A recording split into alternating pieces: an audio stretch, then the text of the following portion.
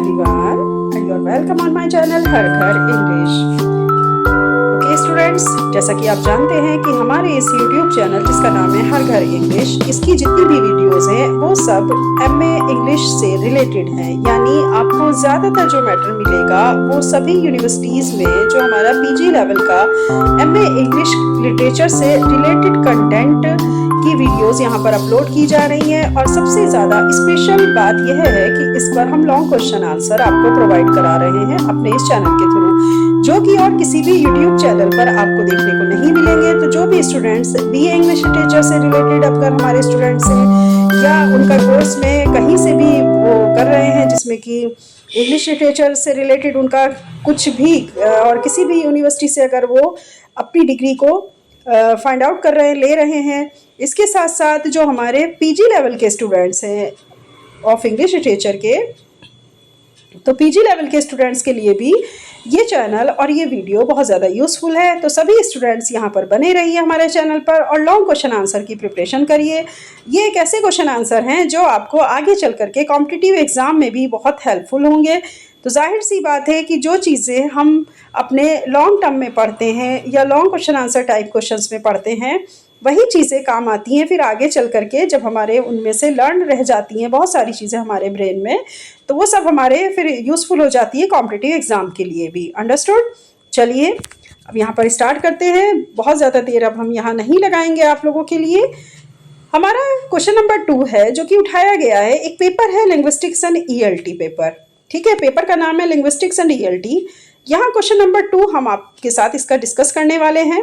Right a short note on linguistic as a science. आपको एक short note लिखना है किसके ऊपर? लिंग्विस्टिक्स एज ए साइंस के ऊपर। क्या आप साइंस की तरह लैंग्वेज को मानते हैं कि लैंग्वेज एक साइंस के रूप में है? इस कोटेशन को या इस कोट को आपको यहाँ पर जस्टिफाई करना है। Okay, let's start now and go to the answer. Linguistic is the scientific study of language. सबसे पहले आप इस पैराग्राफ को देखिए जो मैंने यहाँ पर मेंशन किया है। ये आपको समझने में बहुत इजी भी रहेगा और आपको क्लियर हो जाएगा कि लैंग्वेज को हम इस साइंटिफिक स्टडी के रूप में क्यों मान रहे हैं। Linguist seek to understand the common principles behind all the world's 7,000 languages, such as how and why language changes over time, how people learn language as infants and adults, how cognition shapes language and language affects cognition, how social factors affect language, and how language evolved in the first place. Understood? आपसे कहा जा रहा है कि linguistic की सबसे ज़्यादा ज़रूरत है कॉमन रूप में कि हम इसको समझें, इसके प्रिंसिपल्स को समझें, और जितना भी इसके प्रिंसिपल्स हैं तो हमें ये जानना ज़रूरी होगा कि पूरी दुनिया में यानी पूरे वर्ल्ड में 7,000 लैंग्वेजेस जो है बोली जा रही हैं इस टाइम पर, और लैंग्वेज में नए नए इनोवेशन भी हो रहे हैं।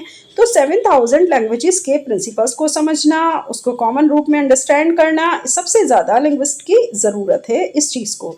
सच as how and why language changes over time. ये तो आप जान ही रहे हैं कि किस तरह से और क्यों लैंग्वेज हर वक्त बदलती है। How people learn language as infants adults. किस तरह से लोग जो होते हैं वो सीखते हैं लैंग्वेज को जब वो शिशु अवस्था में होते हैं और यहाँ तक कि जब वो एडल्ट हो जाते हैं। तो इन्फेंट से लेकर के एडल्ट तक वो किस तरह से लैंग्वेज को सीखते हैं, फिर वो डेवलप करते हैं अपनी लैंग्वेज को। तो ये चीज़ भी जाहिर सी बात है इसके अंदर आ जाती है कि एक साइंटिफिक स्टडी है। How cognition shapes language and language affects cognition. हमारे जितना भी हमने ज्ञान को लिया है, जो भी ज्ञान हम प्राप्त करते हैं, किस तरीके से उसकी शेप देता है लैंग्वेज, और लैंग्वेज पूरी तरह इफेक्ट करता है, यानी उसका प्रभाव पूरी तरह से अफेक्टेबल होता है किसके ऊपर? कॉग्निशन के ऊपर, हमारे ज्ञान के ऊपर। How social factors affect language. किस तरह से सामाजिक फैक्टर भी लैंग्वेज को अफेक्ट करते हैं। And how language evolved in the first place. और किस तरह लैंग्वेज को प्रथम स्थान पर हमने रखा हुआ है। तो लैंग्वेज का जानना बहुत ज़रूरी है। हम जिस भी रीजन में रहते हैं वहाँ की लैंग्वेज क्या है, तो रीजनल लैंग्वेज हम सीखते हैं। अगर हमें अदर लैंग्वेजेस भी लर्निंग करने की ज़रूरत पड़ती है तो उसके लिए हमें किस तरीके से लैंग्वेज के सारे ये पॉइंट को स्टडी करना होता है। तब जाके, जब तक हम ये साइंटिफिक स्टडी लैंग्वेज की नहीं करते तो हम किसी भी लैंग्वेज को नहीं सीख सकते। यहाँ इस पैराग्राफ में आपको ये बात समझाने की कोशिश की गई है। अब देखते हैं कि हम अपने शॉर्ट नोट की तरफ। आंसर आएगा आपका यहाँ से। Linguistic is the scientific study of language. ये पैराग्राफ जस्टिफाई कर रहा था कि लिंग्विस्टिक क्या है एज ए साइंटिफिक स्टडी। अब हम इसे थोड़ा और इलोबरेट फॉर्म में पढ़ेंगे आंसर के according. Answer, linguistic is the scientific study of language. Linguistic क्या है? लिंग्विस्टिक एक साइंटिफिक स्टडी है लैंग्वेज की। In English language teaching ELT, linguistics helps teachers understand how language works, its structure, phonology, morphology, syntax, meaning, semantics, and use pragmatics. Understood?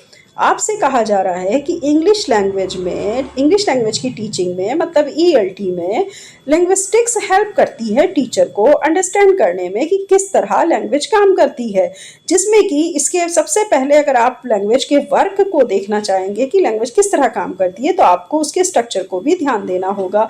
बिना इस structure के आप किसी भी लैंग्वेज को नहीं सीख सकते। तो स्ट्रक्चर में हमारे कौन कौन से एलिमेंट्स यहाँ पर इंक्लूड है? स्ट्रक्चर में आ जाता है फोनोलॉजी, मॉर्फोलॉजी, सिंटैक्स।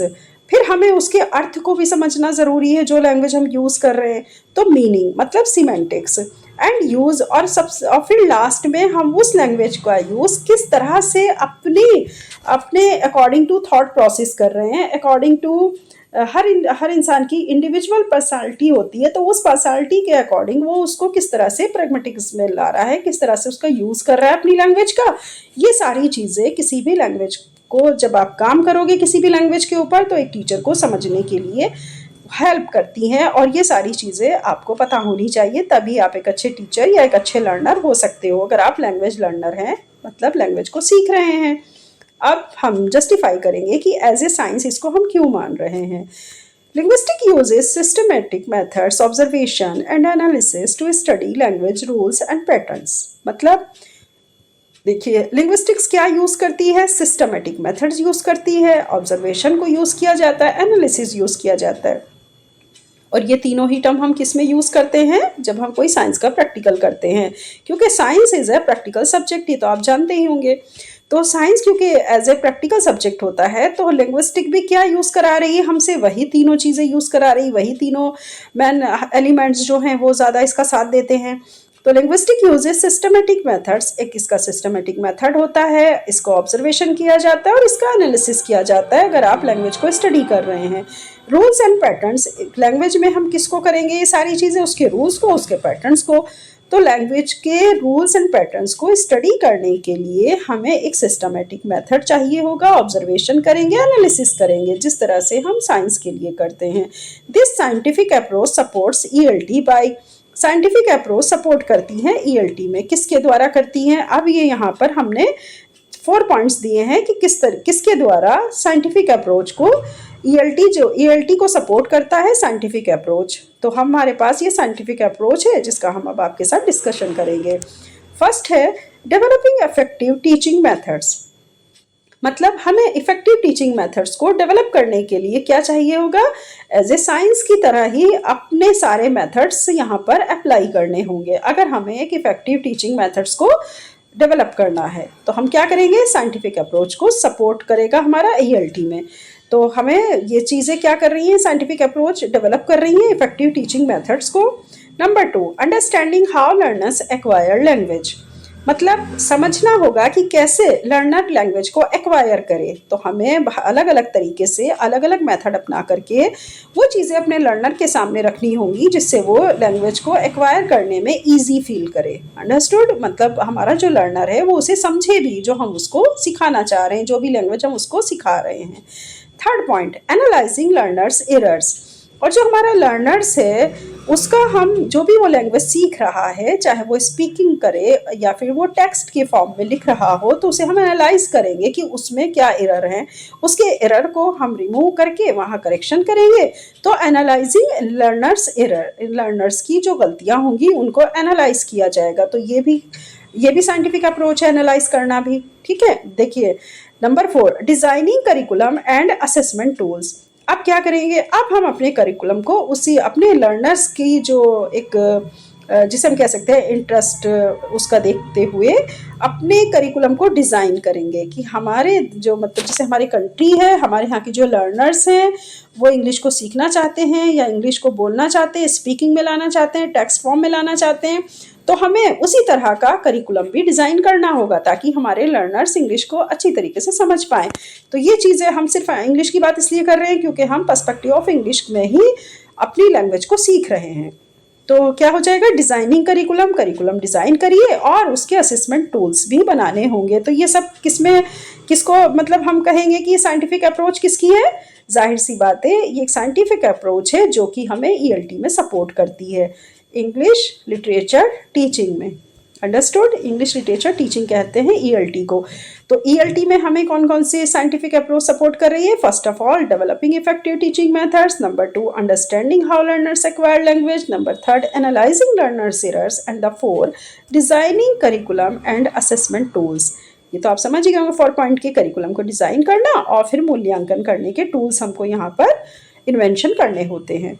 तो ये था आपका एज ए साइंस।